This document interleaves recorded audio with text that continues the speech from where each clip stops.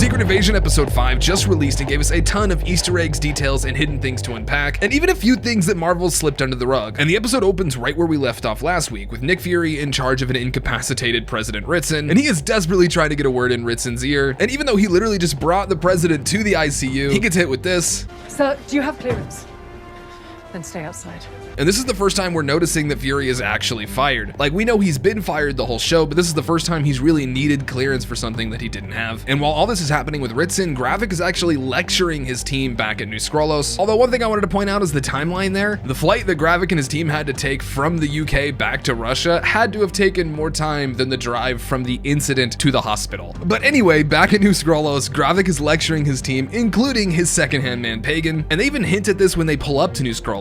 Everyone gets out super timely, and Pagan is just sitting there staring at Gravik. And what's crazy is Gravik is actually lecturing his team for his own mistake here. If you watched the breakdown from last week, you'd know the second Gravik saw Fury, his motivation entirely changed. And they even include the shot of Pagan looking at him, realizing his motivation has changed. But then when they get back to the compound, Gravik blames it on Pagan, which is why Pagan gets mad. And after he puts a branch through Pagan, all the top officers start to look at him a little sideways. All of them except for this girl, at least. And something interesting about her is she's the one in episode 2 that Gravik said this wouldn't be possible without you. Now, on his way to the hospital to see President Ritson, Rhodey gets a call from Gravik telling him the new plan. And I think it's safe to say that nobody around Gravik likes this plan. Like, his original plan was actually okay, but this one just involves all of them dying. Now, once Skrull Rhodey actually gets to the hospital, he obviously becomes face to face with Nick, and man, I gotta praise Don Cheadle's performance here. Some of this acting is just top notch. Now, in this scene, Skrull Rhodey even admits to being a Skrull, but he keeps talking trash. Being as I'm not one to pull a gun and not use it.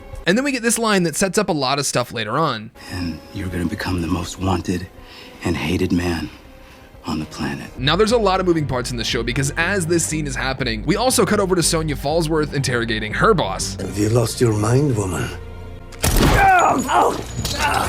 And one thing I wanted to point out here is Sonya outs her boss without killing him, so I'm just saying Nick probably could have shot Rhodey in the foot or straight through the hand or something. Granted, I'm sure his bodyguard wouldn't have liked that too much, but... And another really interesting thing about the person Sonya's talking to here is this is actually the same guy she was talking to in episode 1 in that little hologram scene. And then as Gravik does a lot in this episode, he calls Rhodey again to threaten him. And then we get one of the coolest parts of the show because I've been kind of confused at how some of the people around Gravik are obeying him. Well, it's not confusing anymore. They mutiny. They try to kill him.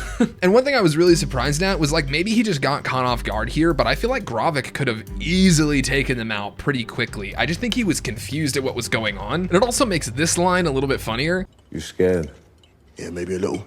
When you realize he's not talking about being scared of Gravik, he's being scared about whether or not this mutiny is gonna work. And in this scene, we finally get a shot of Gravik turning green. And something else I wanted to point out again is that Gravik keeps putting sugar in his tea or in his coffee and he never drinks it. He actually licks the spoon this time. Now, it's at this point that Gaia and Fury actually meet up. And again, something I'm kind of confused about, I don't know how Fury got a hold of Talos's body. Like, he literally left with Ritson. You would think the SIS would have cleaned up the alien corpse, but nevertheless, once he's meeting up with Gaia, he actually has the body. He tosses Gaia the keys and tells her that she can go to Priscilla and that she will help her bury Talos. You know, because she's good like that. And then again, we get another Sonya scene and she is just too good, man.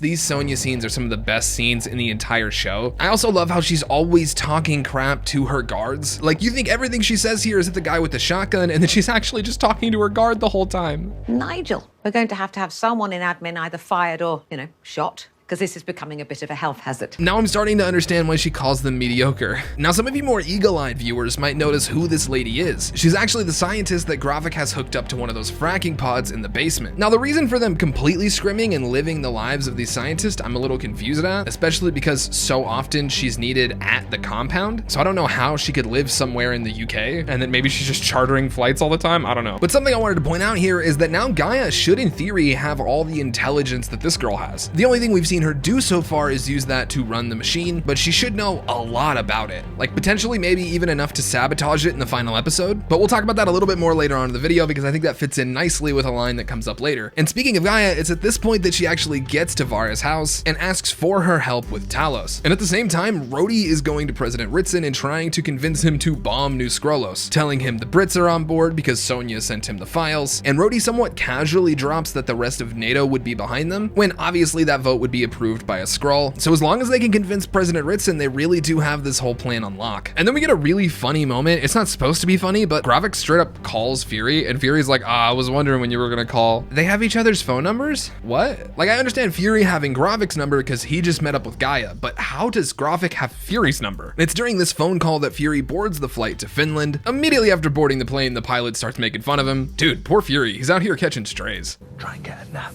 You seem a little grumpy. And then we jump back to Gaia and Vara having a funeral for Talos. And if you'll notice, Gaia doesn't know the prayer, not because she's not a Skrull, but because she's never been at a Skrull funeral. She wasn't there when her mom died, and they also weren't on Skrullos for long enough for her to have to attend any funerals there. And after the funeral, they're walking through the main section of the house, hand in hand, mostly just talking about life and Fury and the house. And then in the middle of one of her sentences, somebody fires from outside the house, kicking off what I think is one of the greatest action sequences in this show. So good that I don't even know how much of it I could show here on YouTube.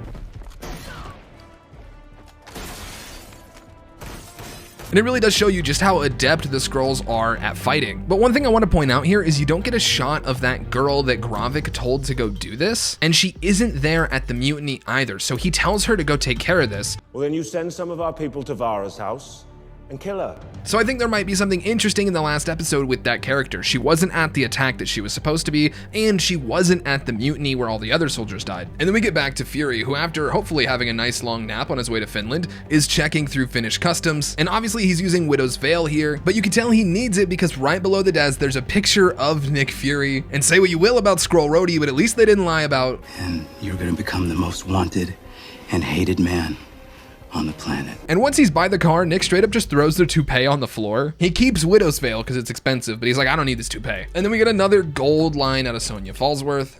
Let me check I understand this. So $1 billion of research and development, and all the Widow's Veil can cloak is your face. And then we get a very short scene between Vara and Gaia. And what's interesting here is I think this is just to show us, the audience, that she has mentally put her father to rest and she is now willing to go fight. Because Fury tells her earlier, you cannot let grief paralyze you, Gaia. This is your time now. And then she just kind of stares out the window and responds, I need to bury my father. So I think this scene is here just to show us that she is now on the path of fighting Gravik as well. She hasn't been helping Gravik for a while, but after Vara helped her and then they fought off the attackers together, now her motivation is clear and she's ready to go bust some heads. And then finally, after cutting back to Sonya Falsworth and Nick, do we get an explanation on just what the heck the Harvest is. And it winds up being a code name for a project just like Pegasus. This being when Fury had Gravik and a number of other Skrull soldiers go out to collect Avengers DNA. To which Sonya promptly replies, So you are responsible for all this? Yeah.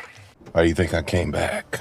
and if you watch my episode 1 breakdown, I actually hypothesized that Fury would have some secret stash of Hulk DNA, and I know he specifically name checks Carol Danvers here, but I actually don't think this is Carol Danvers' DNA. I think this is Mark Ruffalo's Hulk, and I'm pretty sure he picked this DNA because of what Gravik says on the phone. Bring some iodide pills. The reactor room can be touch aggressive. The reactor room is a little aggressive. He also name checks iodine pills, which is like a radiation treatment. And we have a shot of somebody hulking out and slamming Nick against the reactor room. So my thought is that Nick brings Hulk DNA and tricks Gravik into taking it and may wind up working with Gaia to disrupt the actual reactor, considering the fact that she scrimmed the doctor's brain, so now she understands how it works. And there's a few things I wanted to point out here. One, Fury says that Skrulls like the cold, which makes sense why Gravik and co are willing to live in Moscow in winter, in the middle of nowhere where there's no heat. We also get this beautiful line out of Sam Jackson. The only power I have was planted between my ears by a single mother.